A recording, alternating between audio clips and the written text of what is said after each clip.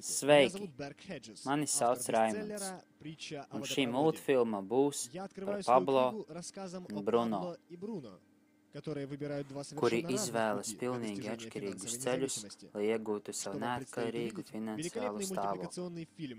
Ko jums nāksies redzēt? Lielisku multfilmu par viņu piedzīvojumiem, tātad atslāpstiet, ieņemiet sev vērtāko vietu un ar prieku noskatieties pamācību, kā izmainīt savu dzīvi. Stāsts par ūdensvadu.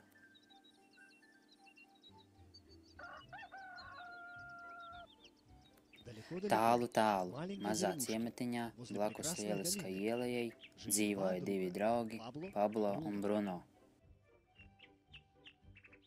Abi bija jauni un sapņoja par lielisku dzīvi priekš sevis. Bieži viņi viens ar otru dalījās ar saviem sapņiem, kā viņi kļūs paši veiksmīgākie cilvēki ciematā. Viņi nebaidījās no smaga darba un meklēja iespējas sasniegt savu mērķi un īstenot savus sapņus.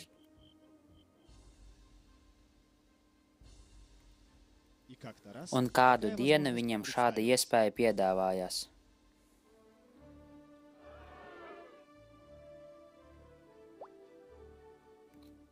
Ciemata vecākais izlēma uzņemt divus cilvēkus, lai nesātu ūdeni no avota kalna augstienē pa ceļu līdz ciematam.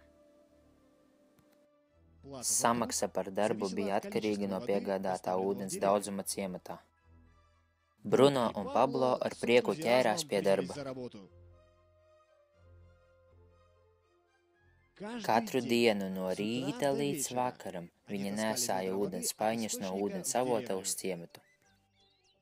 Viņi darīja savu darbu patstāvīgi un ar prieku. Katru vakaru viņi atgriezās mājās ar savu dienas algu.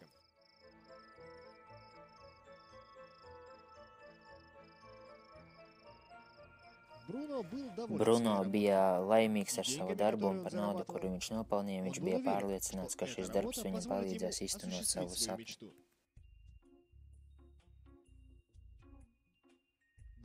Bruno nolēma, lai paaugstinātu savu algu, ir jāpaņem lielākie spaņi, lai ikreiz atnestu lielāku ūdens daudzumu. Viņš rēķināja, ka paaugstinātie ienākumi drīz viņam atļaus nopirkt govi un māju, par kuru viņš sapņoja.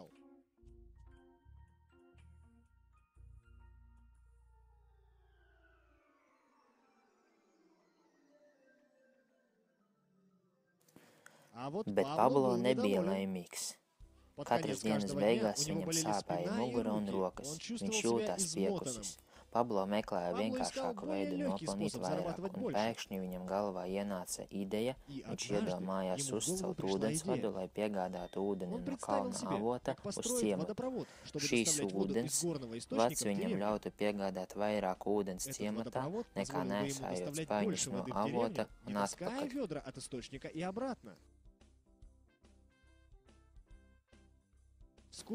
Drīzumā viņš iedigās ar šo ideju un ķērās pie plānošanas. Protams, Pablo ar savu ideju padalījās ar savu draugu Bruno un piedāvāja viņam pievienoties darbam un celt ūdensvadu kopā. Bruno nolēma, ka šī ideja ir pilnīgi garām. Bruno domāja tikai par naudu, ko viņš pelna tagad un kā nopelnīt ātrāk. Viņš uzskatīja, ka ūdensvada būve atņems viņam daudz laika, un viņš sasniegs savus mērķus vēlāk. Šī vietā Bruno paņēma lielākus spaņus un sāka nesāt ūdeni ātrāk.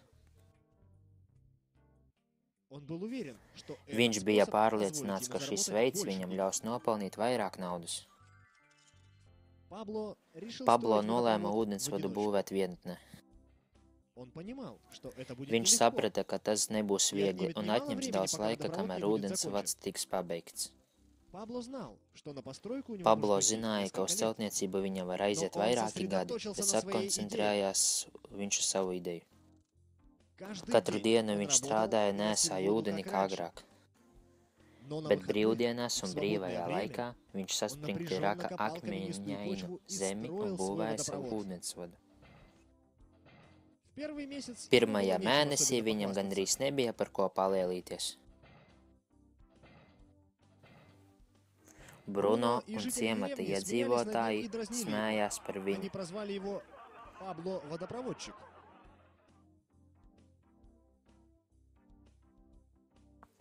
Tajā laikā ienākumi Bruno palika 2 reizes lielāki. Viņš jau nopirka govi un lielu māju, viņa dzīve mainījās.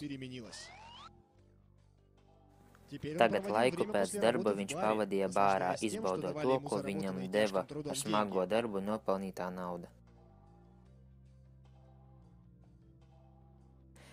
Bet Bruno neapzinājās, ka par spaiņu smagumu, ko viņš nesāja katru dienu, viņa mugura palika vārga.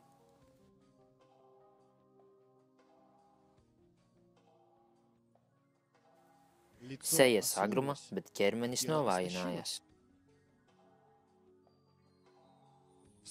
Drīzumā viņš sāka nesāt arvien mazāku un mazāku ūdens, tādēļ, ka viņa veselība arvien pasliktinājās.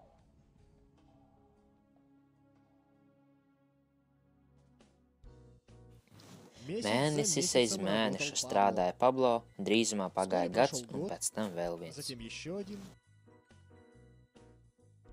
Beidzot, celtniecība tika pabeigta. Tagad tā vietā, lai uz ciematu nesātu ūdeni, ar spainiem viņš izmantoja savu ūdensvadu. Pablo tagad pelnīja vairāk naudas nekā var iedomāties. Ūdens traume uz ciematu neapstājās ne uz minūti. Tajā laikā, kad Pablo atpūtās, gulēja, ēda, ūdens turpināja tecēt. Pablo bija laimīgs, viņš varēja lepoties ar savu ideju, spītīgumu un darba prieku. Tagad nauda plūda pie viņa, tāpat kā ūdens plūda ūdensvadā.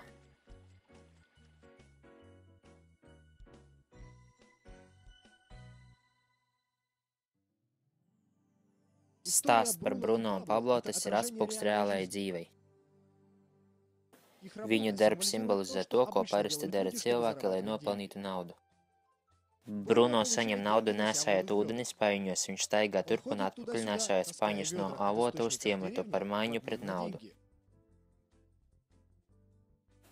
Lai paaugstinātu savus ienākumus, viņam vajag vai biežāk staigāt uz avotu, vai izmantot lielākus spaiņus. Reālajā dzīvē mēs parasti cenšamies paaugstināt savus ienākumus, strādājot arvien vairāk, strādājot brīvajā laikā vai strādājot 2 darbos. Mēs reizē arī palielinam izmēru mūsu spaiņiem, saņemot augstu apmaksātu darbu, kas bieži ietver sevi lielāku aizņemtību un samazina savu brīvo laiku. Vairākums no mums apmaina savu laiku pret naudu kā Bruno. Mēs zinām, ka katram cilvēkam ir tikai 24 stundas dienā, un ka darbam atdot visu savu laiku nav iespējams. Paši smagākie laiki pienāk tad, kad mēs vairs nevaram savu laiku apmainīt pret naudu dēļ vecuma, veselības vai citiem iemesliem, un tad mūsu ienākumi beidzas.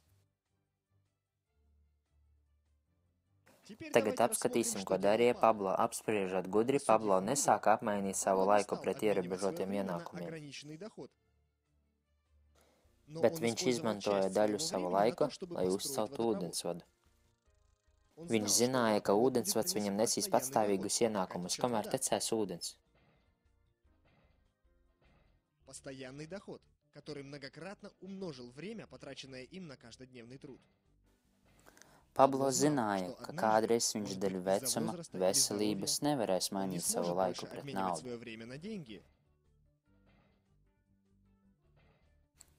Pablo zināja, ja viņš spēja savu ideju ar ūdensvadu strādāt, viņam tikai vajadzēs pielikt spēkus, lai uzceltu ūdensvadu. Pēc tam, kad ūdensvads bija uzcelts, Pablo saņēma iespēju kontrolēt un uzturēt ūdens traumi, lai pārliecinātos, ka viņa ienākumi turpina augt. Pablo parādīja mums, lai nopelnītu, mums nevajag pastāvīgi apmainīt savu laiku pret naudu. Ir daudzreiz labāks ceļš. Bet kā ir ar tevi? Nevar būt, ka tu vēl joprojām esi tāds kā Bruno, kas apmaina savu laiku pret naudu, vai tu tomēr gribi būt kā Pablo, uzbūvēt un uzturēt savu ūdensvadu, lai saņemtu pastāvīgos ienākumus? Ja tevi ieinteresē ideja par tavu personisko ūdensvada celšanu, tad spied uz "Es vēlos sākt pelnīt". Tu vari sākt būvēt savu ūdensvadu jau šodien.